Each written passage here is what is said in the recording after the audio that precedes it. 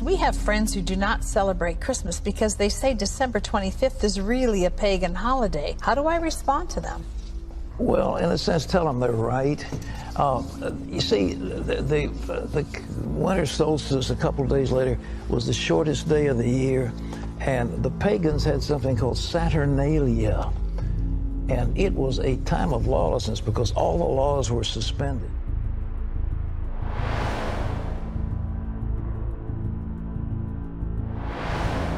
Christmas is celebrated on December 25th. It is said to be the birth of who the world calls Jesus and the most wonderful time of the year. But is this true according to Scripture? For many of us, our fondest childhood memories revolve around the Christmas traditions. If you've been good all year round, Santa Claus is going to bring you something. It is a time of love, generosity, excitement, and magic. Throughout the years, this holiday has become a time of mass marketing and crass commercialism. Have you ever stopped to wonder about the origins of Christmas traditions? Why do we deck the halls with boughs of holly? Why do we teach our children to believe in Santa Claus? And why do we decorate Christmas trees and partake in gift-giving feasts and parties? In a world overshadowed by the glittering facade of holiday festivities, the true origins of Christmas often remain wrapped in mystery. Join us on a captivating journey through time as we unravel the pagan roots of this celebrated occasion. In the next couple of minutes, you'll discover the surprising origins of your favorite holiday traditions, and you may never look at Christmas the same way again.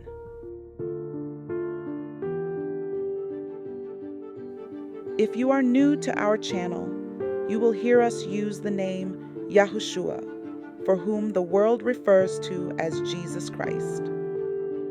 We must warn you up front because your memories and emotions are attached to what makes up who you are. Some of this information will be shocking. It may also be disturbing for some of you. If you love the Most High Yahuwah and you desire to serve Him in truth, we want to encourage you to fear not. As the Scriptures teach, the truth will set you free.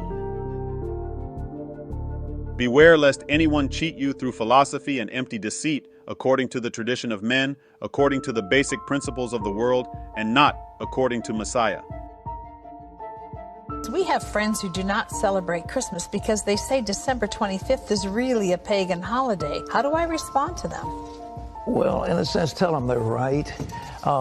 You see, the winter solstice a couple of days later was the shortest day of the year, and the pagans had something called Saturnalia, and it was a time of lawlessness because all the laws were suspended, and people, a bunch of singers actually wandered the streets naked singing, and then they had orgies, sexual orgies. It was a mass thing.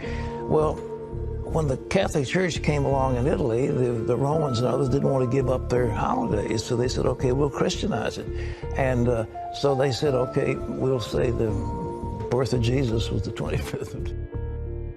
As we continue to dive into the true origins behind the Christmas traditions, you will see that this holiday is a man-made tradition founded on pagan roots, and it is not based on the truth of our true Hebrew Messiah Yahushua, the one whom the world calls Jesus. The Most High Yahuwah despised pagan worship. In Jeremiah 10:2 it reads, Thus saith Yahuwah, learn not the way of the heathen, and be not dismayed at the signs of heaven, for the heathen are dismayed at them. It's important to know who Yah was referring to as the heathen. The heathens were also known as the Gentiles, which is defined as any other nation outside of Israel. The word heathens is also interchangeable with the word pagans. This can be found when studying different Bible translations.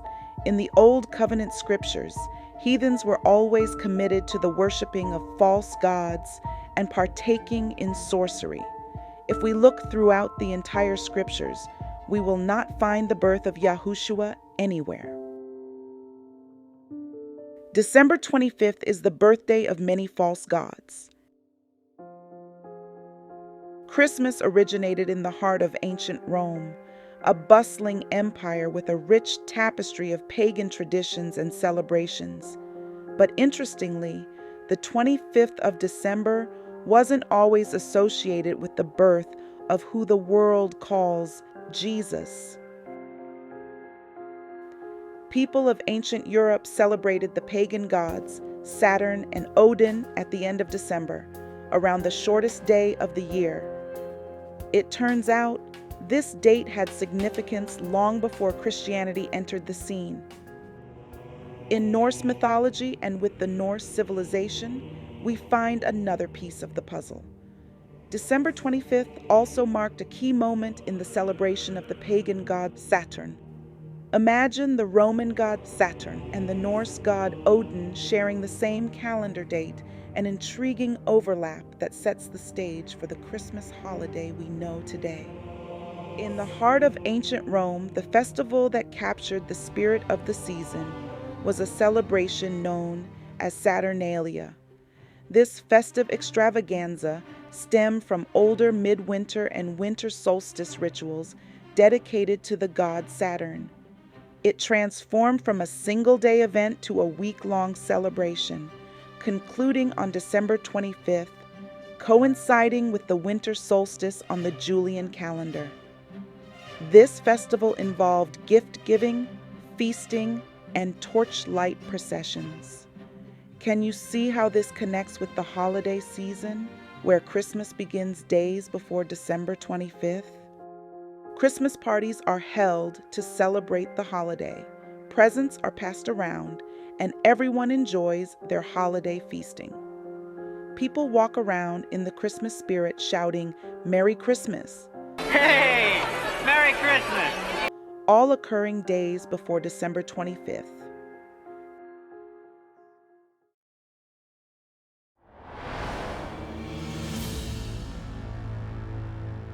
Constantine, a Roman emperor, was known as a skillful military and political strategist who contended to control an empire that was falling apart. This emperor, driven by a vision of restoring Rome to its former glory, faced a formidable challenge, a challenge named Christianity. Picture this, a city where Constantine rises to power, the cult of Sol Invictus, linked to the sun god Helios, reigns supreme, and the followers of Yahushua greatly multiply.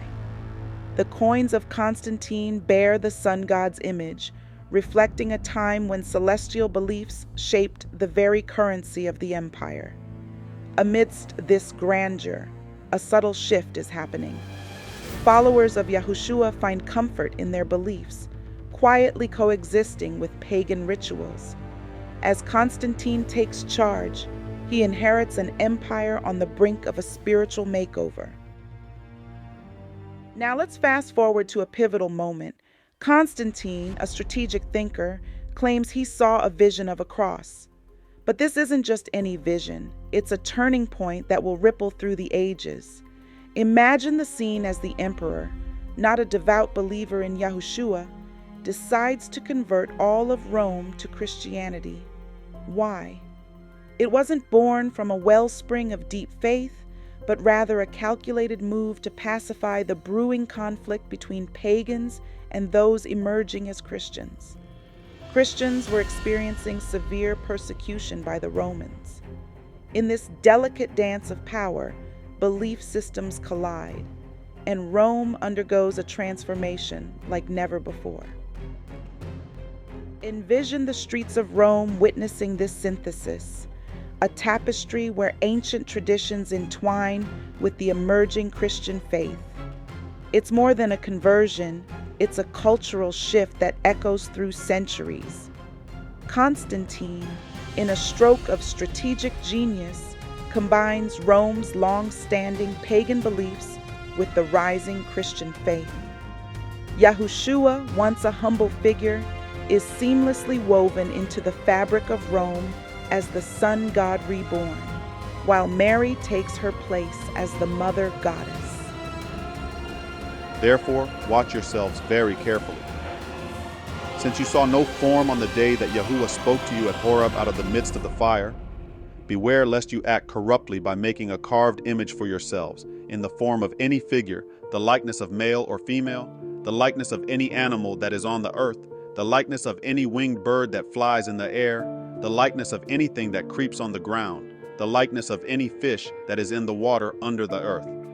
And beware lest you raise your eyes to heaven, and when you see the sun and the moon and the stars, all the host of heaven, you be drawn away and bow down to them and serve them, things that Yahuwah, your Elohim, has allotted to all the peoples under the whole heaven.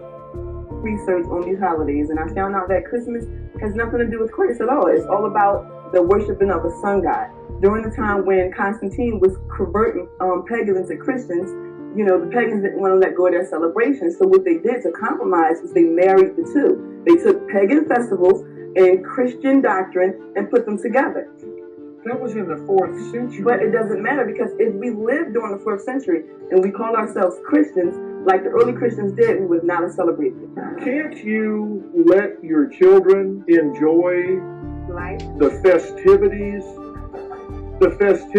of the holidays, the music, the spirit of kind of giving? And it doesn't have to be whether it's a pagan origin or a Christian origin, or there's a real Santa Claus, or you believe it was Christ's birthday, or whatever. I mean, can you not find a way to fold this into the current world?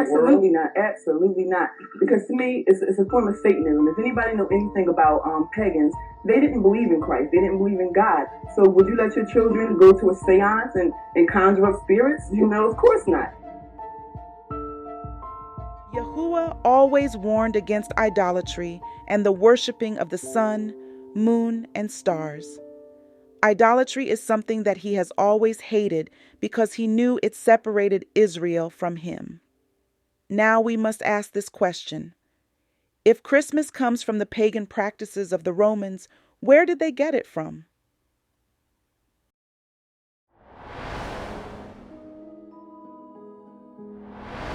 Biblical history takes us back to ancient times, to a man named Nimrod, the grandson of Ham and son of Noah. Nimrod was the founder of the Babylonish system, a system of organized competition, man-ruled governments, and empires. He built the Tower of Babel, the original Babylon, and organized the world's first kingdom. Nimrod, whose name means he rebelled in Hebrew, played a pivotal role in the organized apostasy from the Most High that has shaped the world. Nimrod's legacy continued through his demonic marriage to his own mother, Semiramis, who after his death propagated the belief in Nimrod's survival as a spirit being. She claimed that an evergreen tree sprang from a dead tree stump overnight, symbolizing the rebirth of Nimrod. December 25th became the birthday of Nimrod, marking the real origin of the Christmas tree tradition. Semiramis, through her scheming, became the Babylonian Queen of Heaven, and Nimrod, under various names, became the divine Son of Heaven. This false Babylonish system worshipped the mother and child, Semiramis and Nimrod reborn, spreading across the world under different names like Isis and Osiris in Egypt, Cybele and Dioeus in Asia, and Fortuna and Jupiter Puer in pagan Rome.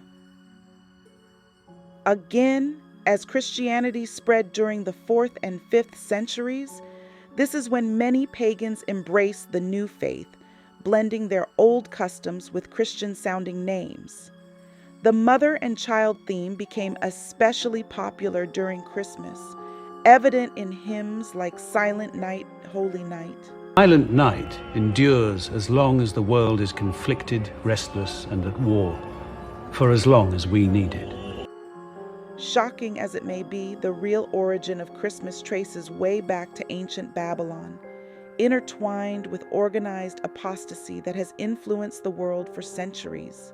the celebration of December 25th as the birth of the divine Son of the Queen of Heaven was not unique to Christianity, but existed in various forms across pagan cultures long before the birth of who the world refers to as Christ.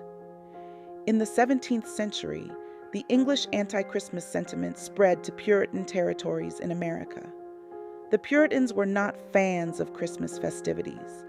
Fast forward to the 1690s in Boston, Massachusetts, where the Catholic Church decided to establish special Christmas services in defiance of Puritan opposition. The clash between civil authorities and Christmas celebrations was real. In the early 1700s, German and Dutch settlers brought along the pagan customs of St. Nicholas and the Christmas tree. These traditions found a home in the settlements of these settlers, and even German mercenaries fighting in the War of Independence raised Christmas trees in their camps. The holiday was taking on new shapes and forms. Jeremiah 10:1-7 says, Hear the word that Yahuwah speaks to you, O house of Israel. Thus says Yahuwah, Learn not the way of the nation, nor be dismayed at the signs of the heavens, because the nations are dismayed at them. For the customs of the peoples are vanity. A tree from the forest is cut down, and worked with an axe by the hands of a craftsman. They decorate it with silver and gold. They fasten it with hammer and nails, so that it cannot move. Their idols are like scarecrows in a cucumber field, and they cannot speak. They have to be carried, for they cannot walk. Do not be afraid of them, for they cannot do evil, neither is it in them to do good. There is none like you, O Yahuwah. You are great, and your name is great in might. Who would not fear you, O King of the nations? For this is your due. For among all the wise ones of the nations and in all their kingdoms, there is none like you. As we can see, the pagan customs and idols of what we call today Christmas trees are nothing new under the sun. Pagans have always decorated trees with silver and gold, placed them upright so that they would not move, and created idols out of them. Yahuwah detested idols and still today hates idolatry. In the New Covenant scriptures, believers are warned that idolaters will not inherit the kingdom. Know ye not that the unrighteous shall not inherit the kingdom of Yah? Be not deceived, neither fornicators, nor idolaters, nor adulterers, nor effeminate, nor abusers of themselves with mankind. Ever wondered why we hang mistletoe and deck the halls with boughs of holly during the holidays? The mistletoe, the seemingly innocent plant with a more intriguing past. In ancient times, pagans believed mistletoe held magical healing powers and used it in winter solstice celebrations.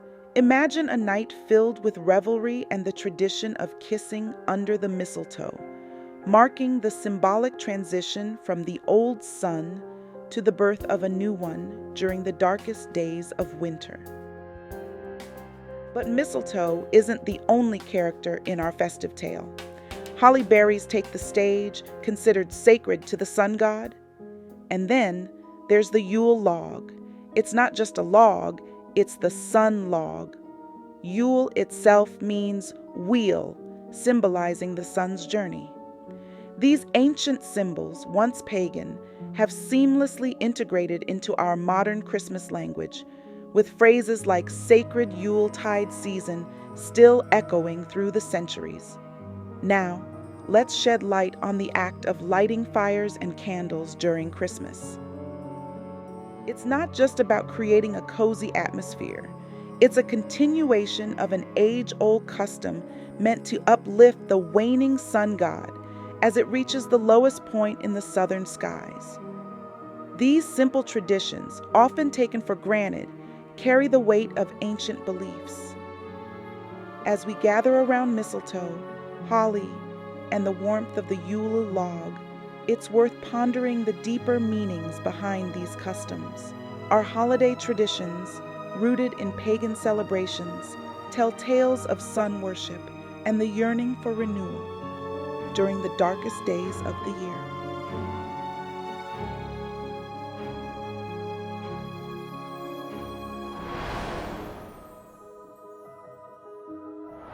In 1823, Santa Claus stepped into the spotlight in the United States, gaining national fame thanks to a poem. St. Nicholas becomes a household name, thanks to Clark Moore's The Night Before Christmas. The English Father Christmas, a minor character in a Mummers play, merges with his American counterpart, shaping the jolly figure we know today. The iconic Coca-Cola Corporation was on a mission to boost its sales. They devised a marketing campaign that would change the way we see Santa forever. Enter Haden Sundblom, a Swedish commercial artist with a vision. He set out to create a Santa who not only enjoyed Coca-Cola, but embodied the festive spirit. In his skilled hands, a chubby, rosy-cheeked Santa emerged, decked out in a vibrant Coca-Cola red outfit. This wasn't just any Santa. This was the birth of the modern Santa Claus, a unique blend of Christian crusader, pagan god, and of course, a commercial idol.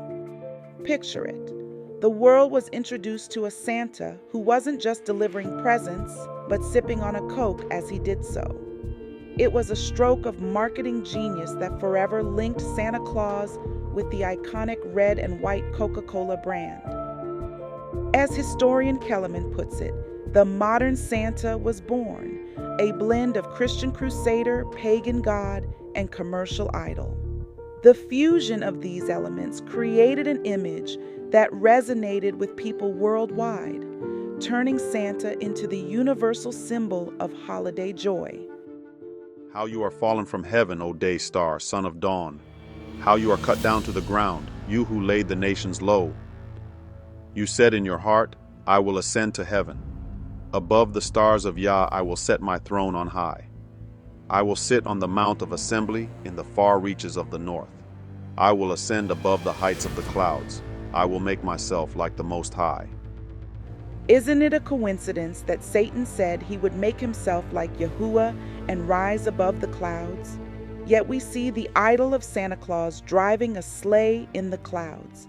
How many people we know today that have lied to their children about Santa Claus, the gift giver, or dressed up themselves in Santa costumes for children or Christmas parties? Many children today worship Santa unknowingly because of the lies that have been handed down to them by their parents. There is only one Heavenly Father who supplies our needs, and He said He will not give His esteem to no one. I am Yahuwah, that is my name. I will not yield my glory to another or my praise to idols.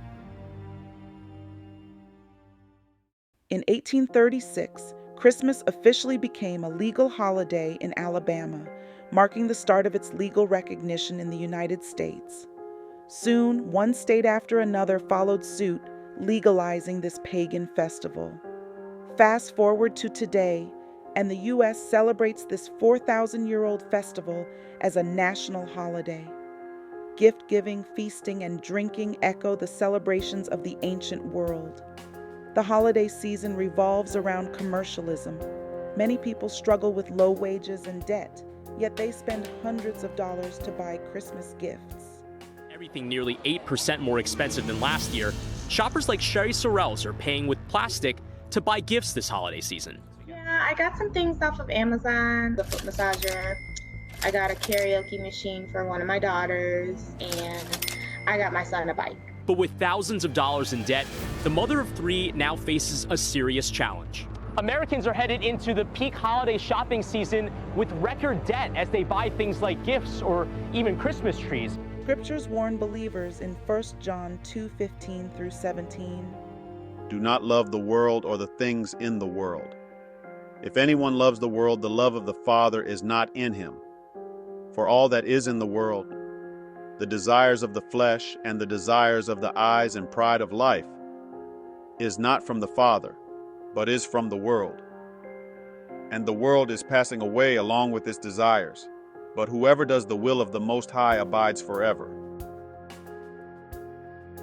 According to an article in U.S. News and World Report titled, "Commercialism Only Adds to Joy of the Holidays," Christmas, often viewed as a spiritual time, is paradoxically intertwined with commercialism.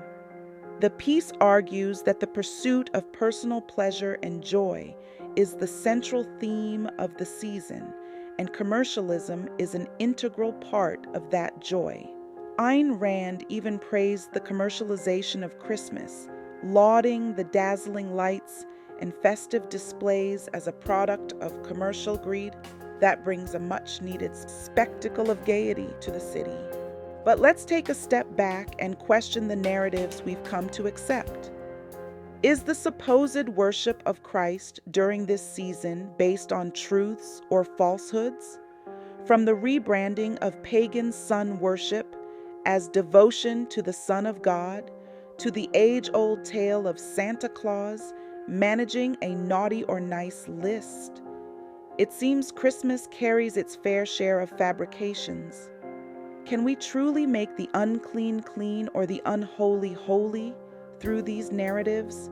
It's a thought-provoking notion that challenges our understanding of the holiday's roots and traditions. 1 John 5:21 warns us,